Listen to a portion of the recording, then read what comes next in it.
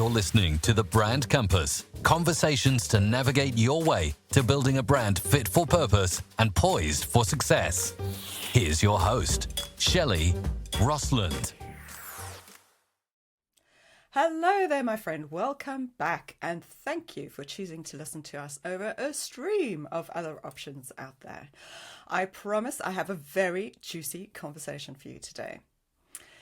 Now, in a few other episodes, I've tinkered on the edge of this topic of artificial intelligence, and you will have heard me speaking to my friend, Stephen Ruse, my IP lawyer friend, as we openly try to work out between us what effects AI will actually have on our ownership and our rights over our physical likeness and our voice.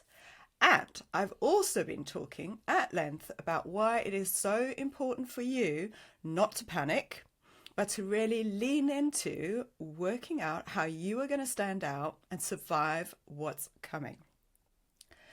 Today, I'm going to go even deeper and bring on someone who I think shares my slight concern about the impact AI will have on the process of learning and honing your craft as, in your case, a subject matter expert in your space.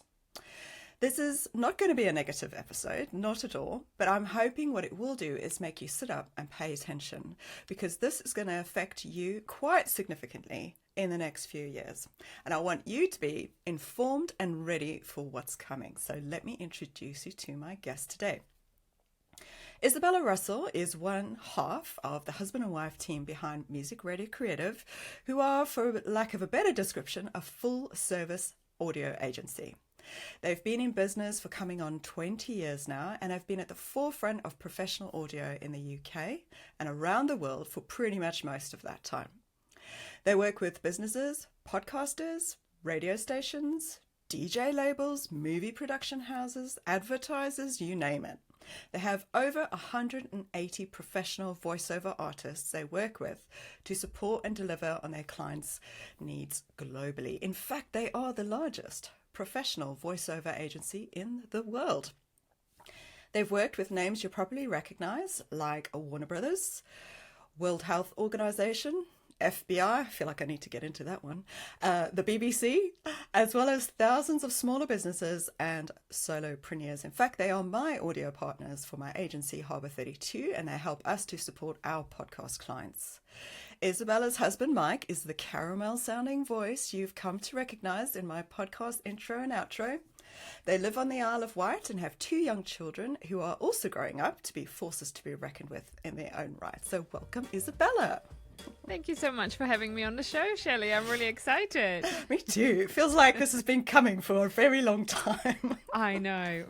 Too long, definitely. So I've got so much I want to get into, but I know we've only got half an hour. So hopefully if we really enjoy this, we might end up with another episode. So let's get straight into it. I know you've been really, really deep, and I mean proper deep, in this world of AI, because I suspect you've sensed that if you don't, it's going to really hit your business and industry pretty hard and soon, if it hasn't already, but I'm sure you'll get into that. Do you want to give our listeners a flavour of what you've been doing to delve into AI and maybe what you've come out the other side with in terms of your realizations?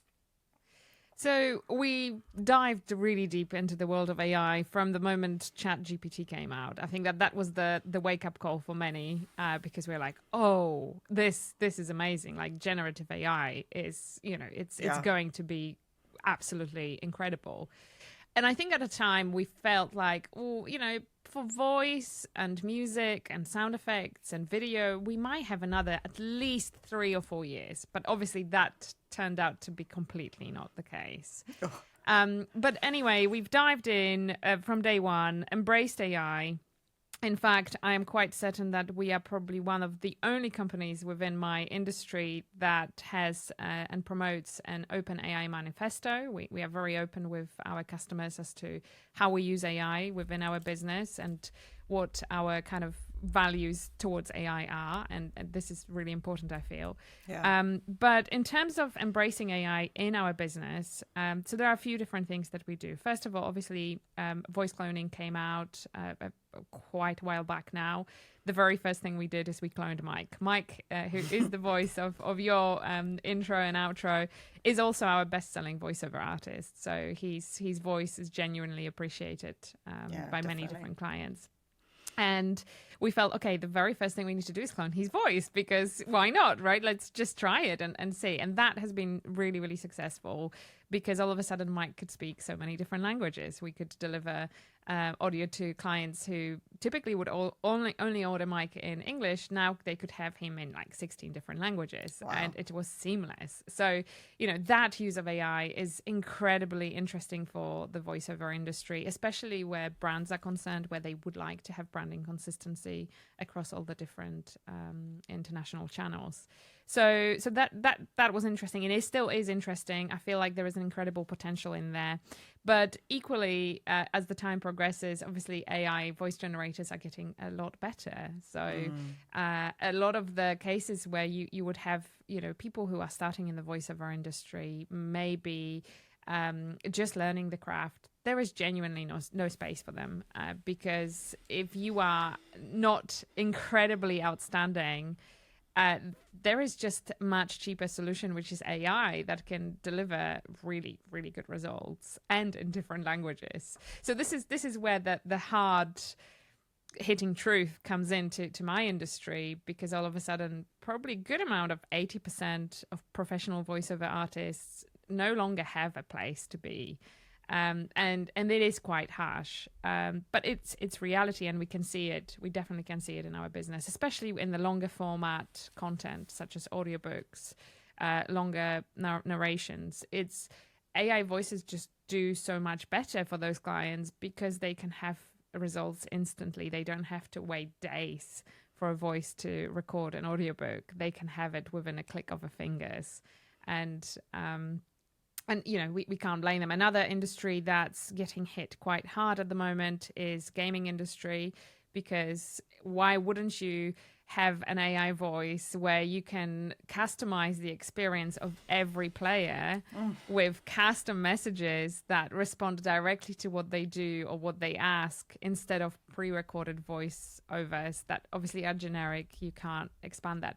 But again, this is where the voice cloning gets quite interesting. I've heard of voiceover artists being cloned with their permission, obviously, and then used in those projects. So as long as I think that there is a fair pay for this, then this is okay. But obviously it's quite a legal minefield. And there is so much more, because there is music, there are sound effects, this is all changing at a speed of knots. So, we are absolutely embracing it. In fact, we've just started a brand new YouTube channel. Mike started 𝗘𝗣𝗜𝗦𝗘𝗟𝗟, and he's fully embracing every piece of AI news that's coming out that's relevant to content creation there is. So we kind of keep the finger on the pulse.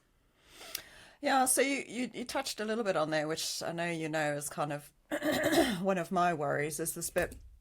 When you were chatting to Pat Flynn, you and Mike were on Pat Flynn's podcast, and you guys were talking about this element of this impact on talent. And of course, while I was listening to that, I was like, oh, geez, okay, this has been my slight worry with subject matter experts as well, because many of us have learned our craft, so to speak, through decades of trial and error, through experimentation. And we know that probably this is going to be the last generation of people that have had to learn something from scratch, from a creator or maker perspective. Now, I mean, it was bugging me before you had this conversation with Pat, so I kind of wanted to pull on it, because my fear is that in future, we're going to end up with professionals that are not going to be as deeply thoughtful or empathetic or critically analytical or even as practiced as the professionals we have today. I mean, does that bother you as well? I mean, or is this actually an opportunity in the short term that we should be grabbing as this last generation of experts? It's really hard, because obviously I can't see what the future holds, and I cannot predict how all the different things will impact, on the grander level. It's that butterfly effect, right? It's like a small thing could actually have a profound impact later on. But I think that there are two sides to this. Yes, on the one hand, so if I use the example of a voiceover industry, which obviously I'm very close to, traditionally you would, if you are starting as a voiceover artist, you would have to record. Essentially, the more you record, the better you become. Exactly. Professional voice artists also would go to acting school, so they are also actors as well as voice actors, actual actors. Those are some of the best people in the industry. And then, they would start by doing very low paid projects, right? Or maybe not paid even at all, just to get exposure, and then slowly work their way up towards something a lot bigger and better in terms of monetary value. But now what is happening is all of those low paid opportunities, they are gone, because all of those people now, instead of working, and having the whole faff of working with humans, they're like, well, it's just a few clicks done, right? So how is that going to impact the next generation of professional voiceover artists, in the sense that they don't have the playground they once had? And that's quite concerning. And I think it's the same with graphic designers. I think it's the same with musicians. It's just incredible. You can literally generate music within a few clicks. So royalty-free music is pretty much as good as gone, I think, within the next 24 months, if not faster, if not the next few months, really.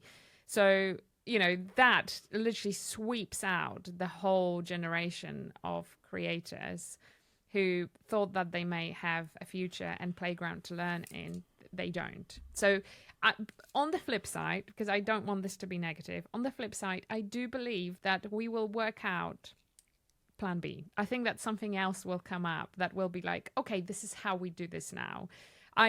I do think that creativity in general is in some way at risk, because as humans, we will be very lazy, and instead of thinking how we are going to we are going to get a generative AI to do it for us. And this is the biggest risk, I think, is how will human creativity be impacted in long term in any niche. So this is to do with anything, from the graphic designers, all the arts people, service providers, but service providers, but it's also things like social media management. People who used to write your blogs and write your posts and blogs and things like that. All of that is pretty much at the risk of that. So I think this is where the biggest consideration should be made. It's like, how will that impact creativity of my children, for example, right? So it's like, I know the old way, but my children will grow up knowing AI as the thing to go to. So will this impact their willingness to be creative and explore creativity as a way to make a living? I don't know. And will there be a space for that? And then there is also a larger implication of, all the AI models have been learned on existing material, right? So if we are going to stop creating, is that it? Have we reached a peak of human creativity at that point? Is that going to be like, we've been going up, and all of a sudden it's, it's like, and then is that going to be a peak that then goes down because we only start using AI, and therefore we have achieved everything we could achieve, and that extra creativity on top will be minimal compared to what it was before? I just don't know, but I think that that's an important question to ask.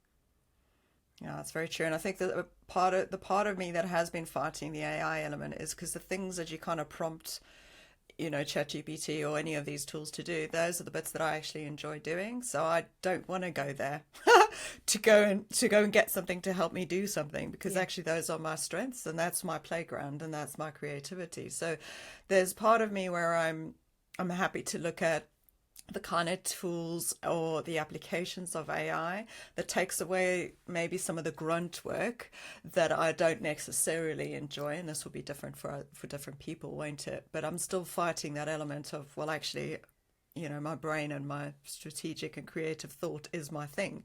So that's the last thing I'll be using it for. And I have heard a couple of people on other, I don't know if you follow Benedict Evans, he's actually descended from somebody who actually used to work at Bletchley Park, so he's very interesting to talk to, because he doesn't talk a lot about AI and artificial intelligence in the tech world at large. But even he said, I don't, because that is his thing, like his brain is where he plays. So that's the last thing. But yes, okay, the administrative elements to making something work quicker or getting something sorted quicker, he'll be happy with. But I think it's going to be different for everyone else. But in Pat Flynn's conversation, when you were talking, there was the element where I thought, okay, that matches a little bit of what I've been trying to say to subject matter experts, is actually trying to focus. I don't know if you remember what you said, is focusing on this marketable value. And you were talking about your voiceover artists going, okay, so if this big swath of that lower end of where creating your craft goes, existing voiceover artists rather focus on doing these things or niching down. Do you want to talk a little bit about that? Because maybe that helps people think, oh crap, what do I do? Yes. So no, absolutely. And I think that there is definitely space for that. So niching down on subject matter. So we say, for example, we have voiceover artists who specialize in medical reads, right? So it's like, deeply medical, like a lot of really intricate words that, they are just like, oh yeah, I know exactly, what that is. It's like the ultra microscopic, whatever, the thing would be. But this is quite interesting because where you are an expert in your field, I don't think that AI will replace you necessarily to that same extent, because obviously it's quite tricky to get AI to, it's good at doing most of the things, but it's not good at doing everything, right? You can't, not yet anyway, but it's the worst it's ever going to be, Shelley. So this might be completely irrelevant in the next year anyway. Okay. So I think that there is some hope. And I think finding your niche, finding a space that you can truly own is going to be quite relevant for creators. And I think that that's potentially the way to go.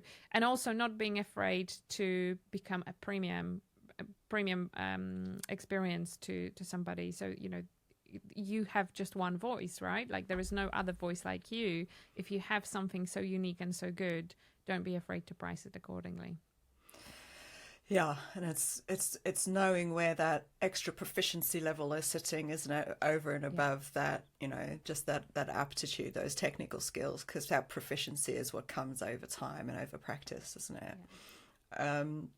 I think what would be interesting is, you said that Mike was testing the AI news and that kind of, is he still doing that with the podcast show? Yes. Do you want to explain how that, as an exercise, so people can see what AI can actually do and how he's managed that? So as a complete experiment, we wanted to see if we could automate a podcast 100% with AI.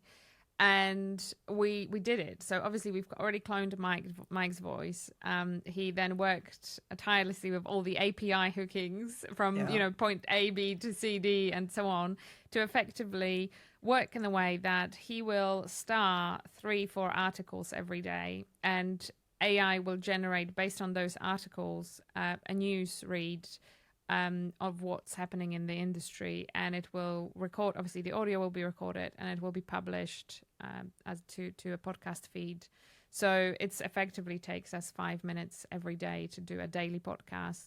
That is highly relevant because obviously we scan the information on all the AI news that come out, and all it takes is just like, oh, this is interesting, star, this is interesting, star, and then a fully produced podcast comes out of the other so end. the AI kind of filters what he's decided, given it parameters of what kind of news articles to find, and then he selects which ones he thinks is interesting. Yeah, that's it. So that's the only element we need to do is just select what pieces of information we want to include in the podcast. We could completely automate it and say, just based on those parameters, find news reads, news stories, and just get on with it. But we don't want to do that. We want to still keep that element of actually knowing what goes out every day in those news stories. And it's been incredibly successful. We have not promoted that podcast at all. And I mean at all. It's been running just for over 6 months, but it gets now, I think on average, up to 1,000 downloads per episode. So it's completely zero promotion whatsoever. You can check it out yourself. It's called AI News Today, and it's literally just a 2-3 minute summary of what's happened in the AI world at the end of the day, and it's just as simple as that. So I'll pop some links in the show notes. I haven't actually listened to them because I was interested to hear how his cloned voice sounds compared to... Yeah, you can't tell.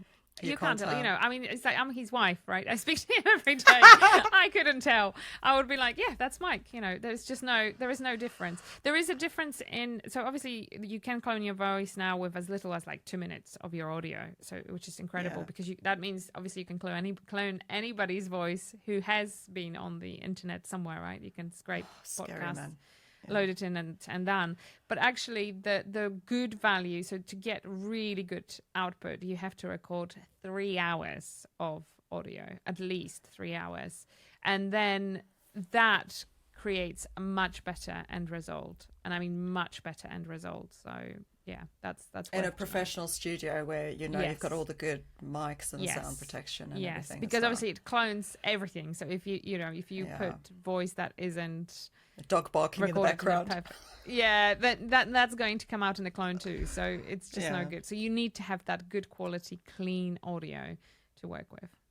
I'm really intrigued because I was talking about this, with Mark and Imogen on my team and going, should we just play with this and just see what happens, because I feel like, to a degree, because this is what I was talking about with Stephen Ruse on a previous episode, is obviously everything's quite contractual. Everything, from our perspective, we feel like this is a data protection thing. This is also in your T's and C's of what you would do with the cloned voice and, a person's likeness, whatever it is. But for the clients who potentially, because it's very time consuming, isn't it? Preparing a podcast show, delivering it. I mean, I enjoy the whole process, so I'm okay with that and I make the time for that. But for some people, some parts to the process are quite tedious for them, or it's not their genius zone. And if part of it is they don't actually want to spend the time recording, but they actually like planning and writing out their notes, they could use their clone, couldn't they, to then record their episode for them? Yeah, absolutely. They could do. They absolutely could do. There is nothing stopping them from doing that. I wonder whether some element of connection is lost, though, in something like that, especially if it's longer form content. Yeah, this is, especially in the longer format. And I guess it just depends on what the podcast is about too, right? If it's very factual, if it's like, the news is a great example of where that can do well, because you really don't need element of like personality in the same way that you would with something like personal development, right? It's just very, very different. I think that there is space for that. Yeah, to a degree, and maybe it's just a type. Yeah. Maybe it's a type of show, like you said. Yeah, I did hear there is a company called Udio. I'm really resenting them. I'm really resenting them at the moment because of the fact that if you haven't heard what it does, you can go in and generate music, and it's just so bluntly and evidently trained on copyrighted material. It absolutely hurts. Oh. And what is really annoying in all of this is that I would anticipate it's effectively a company that stole copyrighted material, ran it through a ton of artificial intelligence learning machines, and is spitting out stuff as a result. Stuff. So not only they are taking out of business people they stole from, right? It's just quite unethical in many different ways. But the reason I'm mentioning them is I have heard that they have this has been confirmed, they have in plans creating a product that will be able to help you generate podcasts from start to end. So it's like all you will have to do is just type in, I want to create a podcast episode about, I don't know, audio branding, and give it some points. It will generate the script. It will get the voice recorded, add intro, outro music, and publish it straight into. I do not agree with this. Yeah. I protest. and then there is another question of like, so how did they train their voices, the artificial intelligence voices that they are putting in there? Of course they've been trained to copyrighted material, but it's the same with all the other stuff. Like we know that Sora has been trained on YouTube videos, on everything that can be scraped from the internet. But what are the ethical implications of that, and why are we allowing for this to happen? Because this is just wrong. So the other thing to keep in mind is a keyword that is very relevant to business owners is ensuring that the content you create is commercially safe. When I went to NAB in Las Vegas earlier this year, I spent a lot of time with Adobe team there. And one thing that came. Do you want to just say what NAB is in case nobody knows?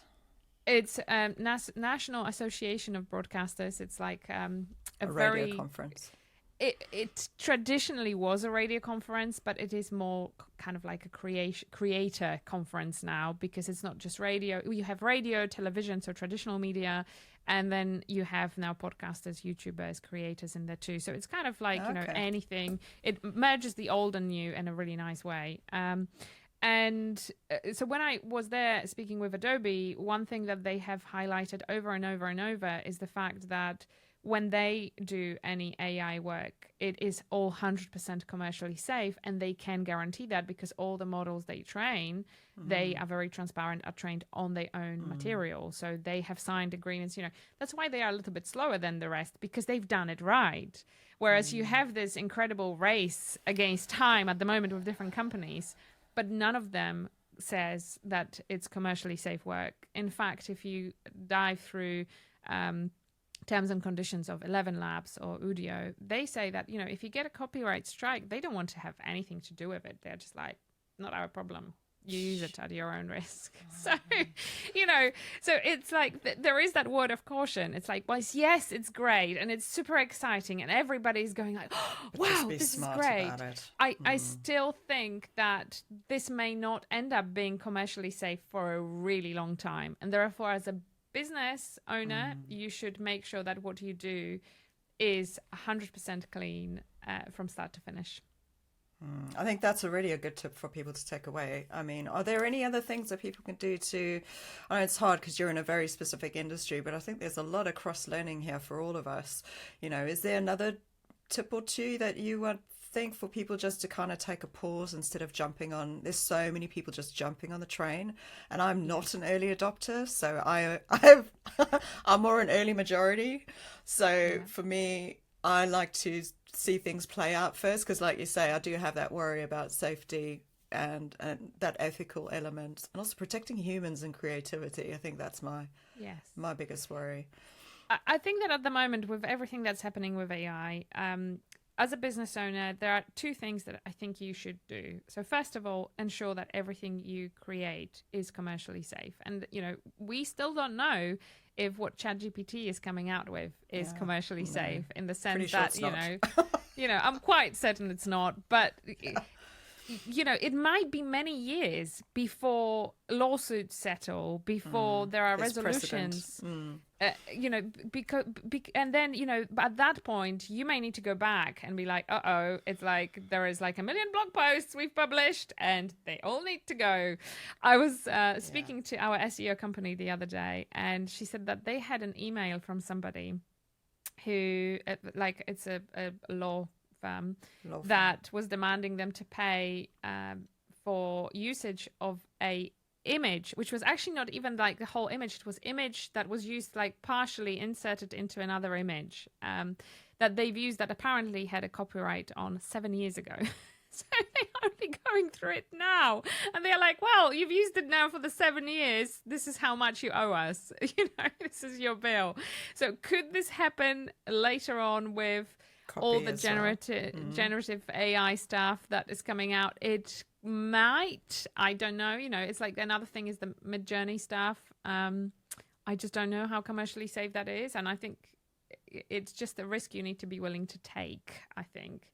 And so, that's the first thing. Second thing, I genuinely feel that having a AI manifesto on your website for your business is really important. I think people appreciate knowing what has been generated by AI, what hasn't, and I think that it will become a lot more important as the time progresses, because AI is going to get weaved into everything we do a lot more. So if you have like AI policy within your business for your internal use, for everybody who uses AI within your business, I think it's important to be clear how you would like that AI to be used. And then equally, if you work with suppliers, external suppliers, creative agencies, etc., make sure you know how they are using AI for things that they deliver to you, so that you have full transparency across the board on every level as to where that sits. Gosh, I mean, and then the last time we had to look at all of this was, what was it, 2018, when we had to do this whole GDPR thing, where we literally had to look at absolutely everything everywhere, didn't we? So it's worse than that at this point in time. Worse than that. Yeah. Because it's not just what you do, but people who work for you that do, and how you expect them to do it. And, it could be on so many different levels. If you think about it, you may have somebody in customer service, right? It's like, and just throwing the data into ChatGPT, right? But it's like, how does that sit with your overall policy, data protection and all the other things? So you just kind of need to round it up a little bit, have a conversation internally, and just see where that can lead. I think that's brilliant. And you're basically just putting your stake in the sand to say where you stand on the AR situation and what you do ethically in the business and what you don't do. Correct. Wow. Yeah. Very good tip. Wow. Gosh. Oh, thank you so much. I think. That's all right, Shelley. I think it's important because it's so hard, isn't it? There's so much information out there. So I think when a voice as clear as yours comes out going, look here, pay attention, this is what's coming, because you've done so much research and you keep your ear to the ground and your fingers to the ground because you have to, don't you? Because we all have to evolve as well. Gosh. We absolutely have to. And, it's not something we can close our eyes to. It's there. And it's very likely here to stay. It's not going anywhere. So there is no use of pretending it doesn't exist. There is no use in, trying to hide under the rock and just pretend the world around us has not changed. It has. Our clients' expectations will have changed. The way they work will have changed. So whether we like it or not, we have to change with it too. I don't even need to close up because you've just done it for me. You're welcome. Thank you very much as well.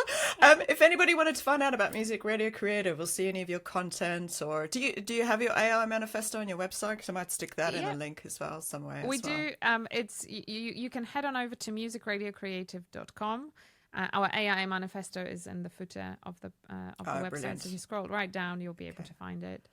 And connect with us through there. You can connect with me. You can find me on all the different social platforms at Izabela, spelled Izabela Russell. And Mike's also got loads of videos on YouTube and things like that as well. Yes. Are you still podcasting? Yes, I am podcasting. Your audio, is it still Audio Unicorn? It is still Audio Unicorn. Yes, I am podcasting. I have the latest season of my podcast is all about podcasting for business. So I'm just looking at all the different intricacies of what it means to podcast as a business strategy. So you can find it. Just look for Audio Unicorn on anywhere you listen to your podcast. You will find me there.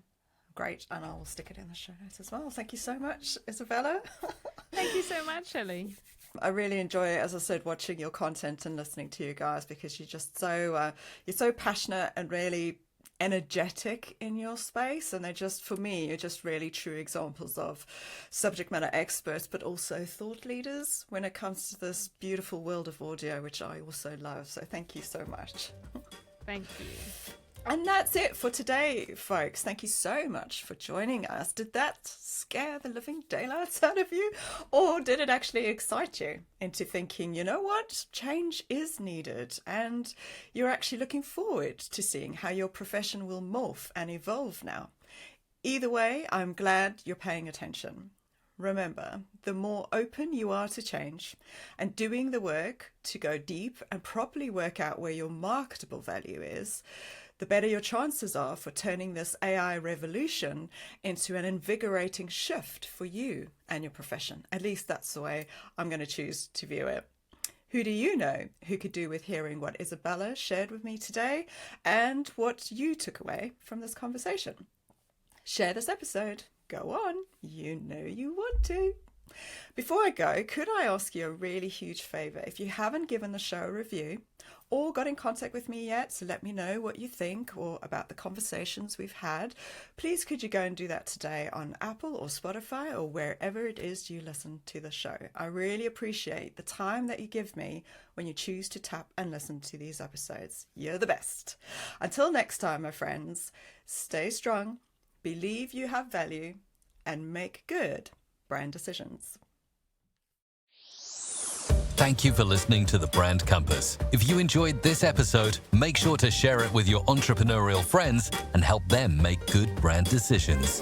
Until next time, let's keep the conversation going at 𝗘𝗣𝗜𝗦𝗢𝗘𝗟𝗟.com.